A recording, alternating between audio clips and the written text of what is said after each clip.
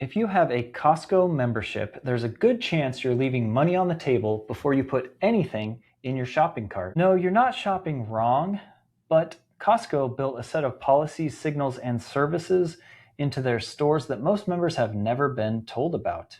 But I'm here today to teach you. And once you know how to read them, every trip you take to Costco will start working harder for you than it did before. Of course, this is not personal financial advice. I'm just a dude breaking down how the system works so you can decide what makes sense for your Costco situation. So this is the first of a two-parter on Costco secrets. In today's episode, we're covering what I call the in-store layer. 3 categories of hidden member value that's hiding in plain sight in your local warehouse, starting with one that might have money waiting for you right now. Welcome to your Money on Easy mode with Damien. Most Costco members don't know that you can walk in with just a receipt and walk out with a refund, and you don't have to return a single item to get it. Let's say you were at Costco a couple of weeks ago. You bought a stand mixer for $200. You're happy with it. It works great. Then you're back for paper towels and you notice that the same mixer is sitting on the shelf now for $165. What do? If you're like most people, nothing.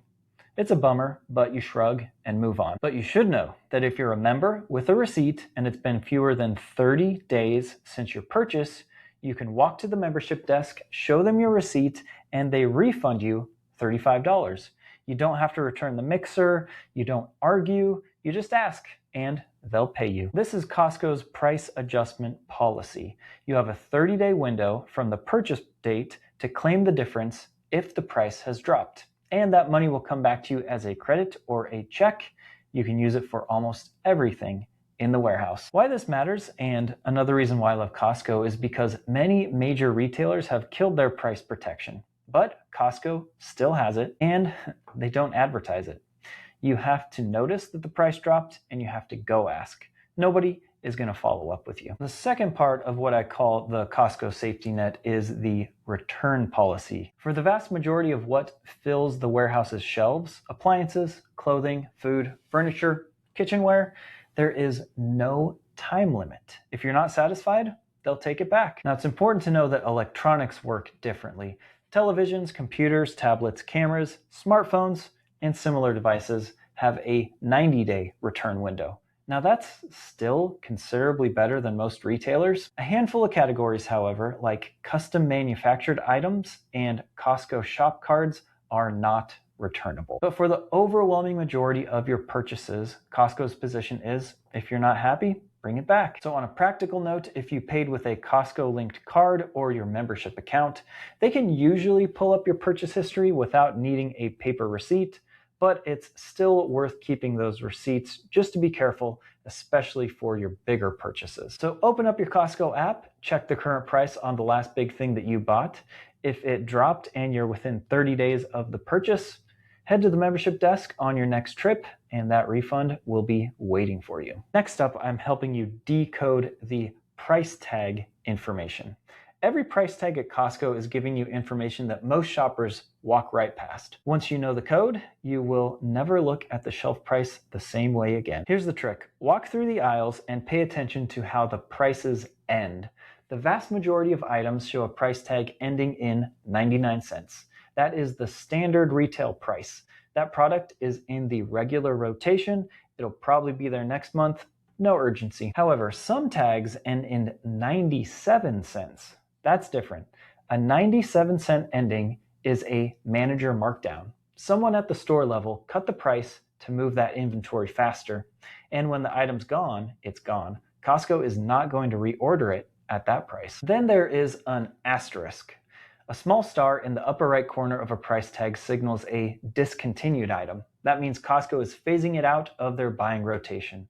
The price might be a regular one or it might be marked down, but either way, once it sells out, it is not coming back. So the combination of the two is the real signal to watch for. A 97-cent price with an asterisk means the item is both discontinued and on its way out. Costco's trying to move it. If it's something you use, now is the moment to stock up. So here's why this matters practically. Costco runs on an intentionally small product selection, which is a big part of how they negotiate the prices that make the membership worth it. So with that comes product rotation. Products cycle in and out. The pricing signal system is how they communicate inventory reality to you on the shelf without any formal announcements. So here's how to read it. The 99-cent ending means take your time. The 97-cent ending or the asterisk means the clock is running out. Time for a callback. If you want to dig into whether your membership is earning its keep each year, I broke down the full membership math in episode 36. That's worth checking out before the next time you renew. And on your next Costco run, check the last digit on every price tag for items you're considering. 97-cent ending or a star in the corner means that product is on its way out. Quick question. If someone handed you $10,000 right now, would you know exactly what to do with it? Honestly, most people don't. And that uncertainty, well, that can cost you big time. So that's why I created something free just for you. Yes, F-R-E-E. And that is my Easy Mode Money Ladder. The Easy Mode Money Ladder is a simple step-by-step guide to help you figure out exactly what to do with your money and when. This is not a boring budget worksheet. This is a no fluff guide that tells you exactly when to build your emergency fund, how much to put in it, the best way to crush your debt, and the steps you need to take, which aren't that complicated, to start growing real long-term wealth. All of this one simple step at a time. No matter where you are in your money journey, this guide is for you. It will help you plan your next money move with confidence. And did I mention that it's free? Yep, totally free and will always be free. If you want this guide, and I think you should, then go to my show notes and click on the link to my Stan store. That's simply my internet storefront where I give away this guide for free. Download it, follow it, and let's put your money on easy mode. Now, back to the show. Now, two of the most underused things at Costco sit at the edges of every warehouse, and one of them does not require a membership to use. Let's start with my favorite, the gas. Costco gas stations are top tier certified. That's a fuel quality standard developed by a group of major automakers including Toyota, General Motors, and BMW. Now this might be a little bit of propaganda, but their position is that top tier fuel reduces engine deposits over time and helps vehicles to run cleaner. Whether you put significant weight behind that certification or not, the price is the other part of why Costco gas is so great. Costco gas consistently prices 10 to 30 cents per gallon below the going rate in the surrounding area. The exact gap will vary based on your location and how the broader fuel market is moving, but the savings will show up on almost every fill-up. To put it in perspective, on a 16-gallon tank, 10 to 30 cents per gallon comes to between $1.60 and $4.80 per fill-up. If you fill up weekly, that math does add up over time. Now, you do need a membership to use Costco gas and a Costco accepted payment card. Keep in mind that lines can get long at peak hours, so this one rewards a little timing awareness. But for members who live near a Costco station, fuel savings alone can cover a meaningful portion of your annual membership costs. Now on to the one that surprises most people, what the kids nowadays call the sleeper hit, and that is the pharmacy. Federal law requires Costco to serve non-members at its pharmacy counter. That's not Costco's policy choice.